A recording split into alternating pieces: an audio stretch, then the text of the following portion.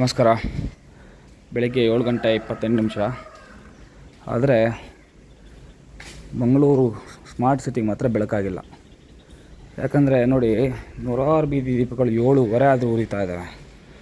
ಒಂದು ಕಡೆ ಫಾರ್ಮರ್ಸ್ ಎಲ್ಲ ಹೇಳ್ತಾರೆ ನಮಗೆ ಎಲೆಕ್ಟ್ರಿಸಿಟಿ ಕೊಡಲ್ಲ, ಹೊಲಗಳಿಗೆ ನೀರು ಹಾಕೋಕ್ಕಾಗಲ್ಲ, ಬೆಳೆ ಬೆಳೆಯೋಕ್ಕಾಗಲ್ಲ ಅಂತ. ಬಟ್ ನಾವು ಈ ಥರ ವೇಸ್ಟ್ ಮಾಡ್ತೀವಿ. ಸೊ ಯಾರು ಇದಕ್ಕೆ ಹೊಣೆ ಅಂದರೆ ಬೀದಿ ಲೈಟ್ನ ಆಫ್ ಮಾಡ್ತಾರಲ್ಲ ಅವರ, ನಮ್ಗೆ ಗೊತ್ತಿಲ್ಲ. But let him sleep till 7:30.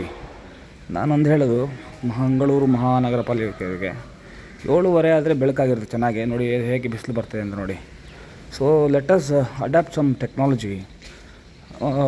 ಬೆಳಕಾದ್ಮೇಲೆ light off ಆಗೋ ಥರ ಒಂದು ಟೆಕ್ನಾಲಜಿ ತೊಗೊಂಡು ಸೊ ವಿದ್ಯುತ್ನ ಸಮರ್ಪಕವಾದ ಬಳಕೆ ಮಾಡೋಣ.